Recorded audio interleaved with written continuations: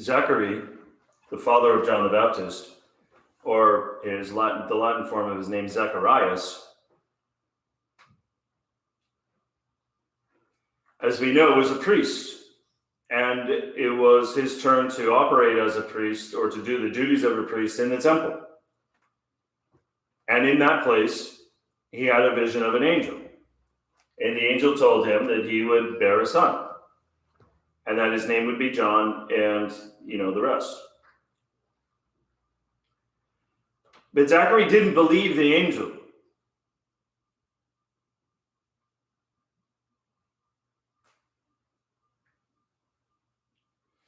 Now, we should all just put that in the back of our mind and say to ourselves, okay, the next time I receive a vision of an angel, unless the angel has, cloven hooves, I'm going to believe what the angel tells me. Zachary didn't believe the angel. Why didn't Zachary believe an angel? He was a priest. He was operating as a priest. He was in the temple, and then the angel showed up and told him something kind of fantastic. That he, in his old age, with his wife, in her old age, would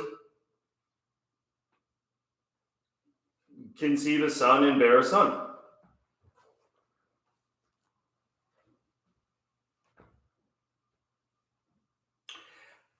Now, it's not unheard of, because in the Old Testament, there are several stories where very special people were born in exactly the same way.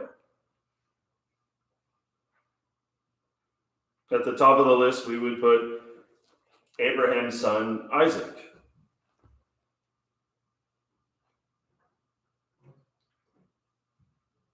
So in the Old Testament, there are several precedents for this. Very special people are going to be born in a very special way, and that is contrary to all the laws of nature. When the time of bearing children are over for a certain set of parents, but they would conceive a son, and it would be born anyway, for nothing is impossible with God.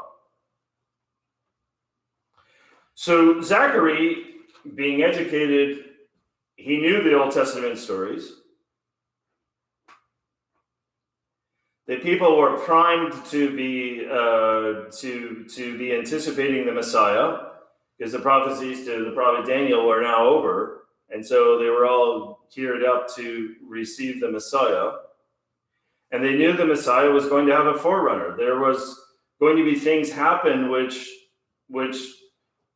precede the coming of the Messiah, and Elijah would return, for instance. But how God was going to manage all of that, nobody knew. So on the one hand, Zachary had a lot of reasons to believe this angel, but he didn't believe. Why?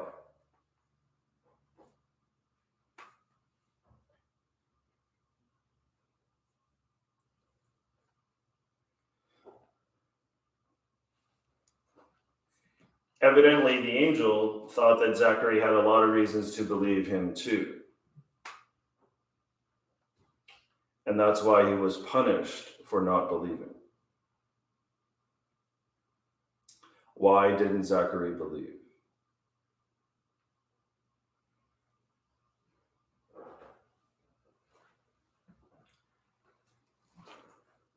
The angel said to him, "Your prayer has been heard."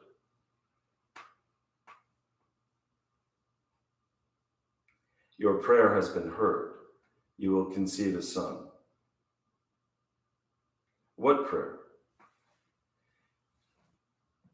He and his wife Elizabeth had been praying to be able to conceive a son, or to conceive a child.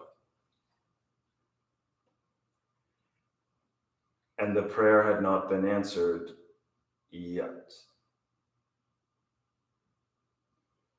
The prayer had not been answered yet. Zachary had lost patience waiting for God. And so when the angels finally said, "Your prayer has been heard," You and your wife will conceive a son and bear a son, and the son will be a very special person. He scoffed at the idea because he was angry with God for not having heard his prayer earlier.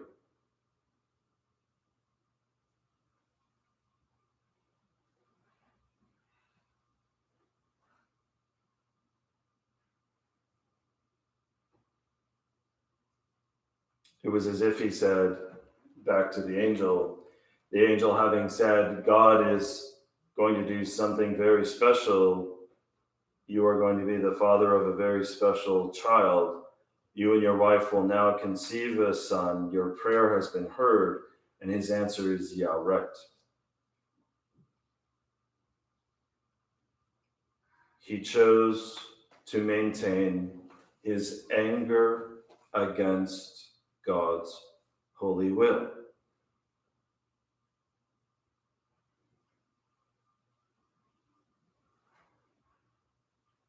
As if to say, God had contradicted justice, God had done something wrong in not answering his prayer earlier.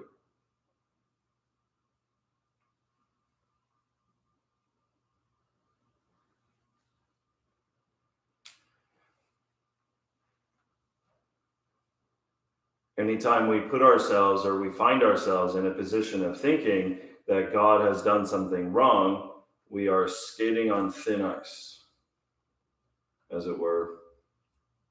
We are putting ourselves in a position to be wrong ourselves, for God is never wrong.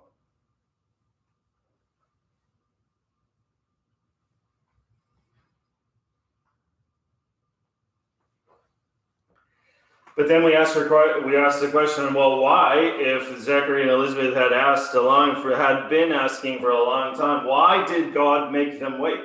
Why did God not answer their prayer earlier? They could have been both, 25 years old and had a nice child called John the Baptist. What was the problem with that version of the story? Well, God has seen fit that very special people would be born in a miraculous way. And for Elizabeth and Zachary to conceive and bear a son in a miraculous way, it piques people's attention, and God needs to get our attention. Zachary and Elizabeth were players in a story that was larger than their own. This wasn't just their private matter in the family, like mother and father, and they decide to have a child and it's their own private matter. No, it's not a private matter. It's very much a public matter. They are playing a role for the good of all of mankind, not just 2,000 years ago for society existing, in current times, but for all time. Here we are celebrating the nativity of John the Baptist 2,000 years later in a different continent. We're still celebrating the nativity of John the Baptist.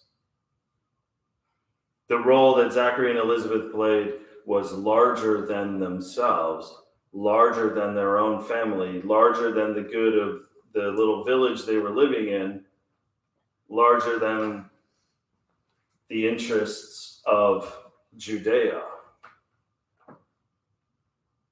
larger than the interests of all of the Jews.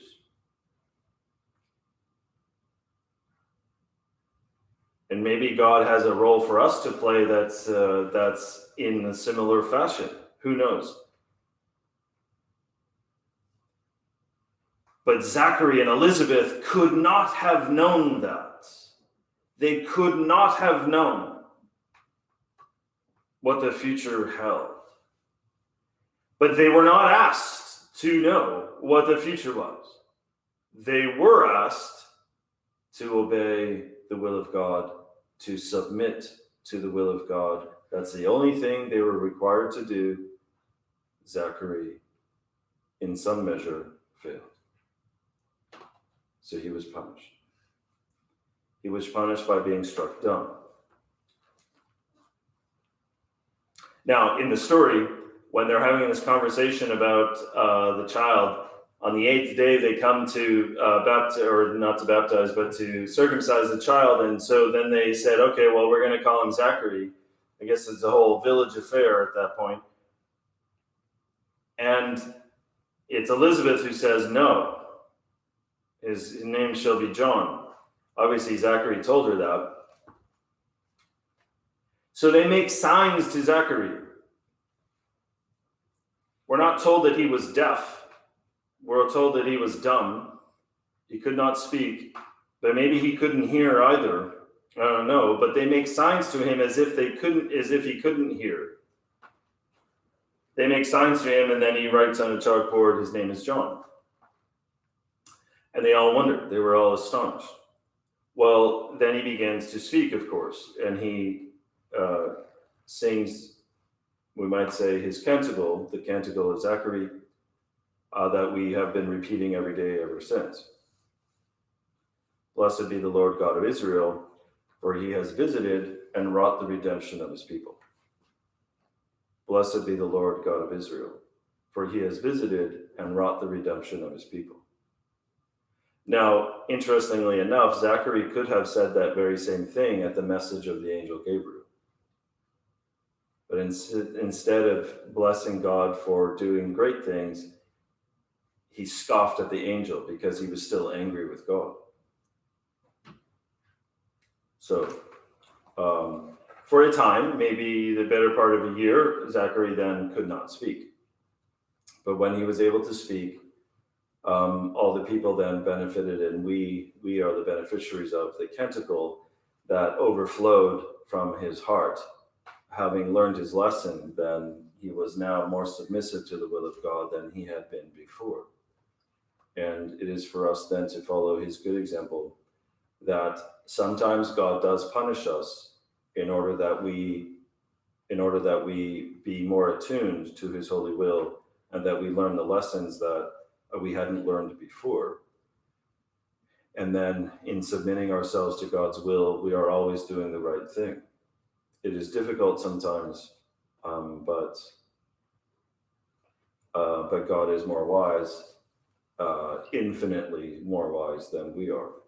And so therefore it is wise for us to follow his holy will. Blessed be the Lord God of Israel, for he has visited and wrought the redemption of his people.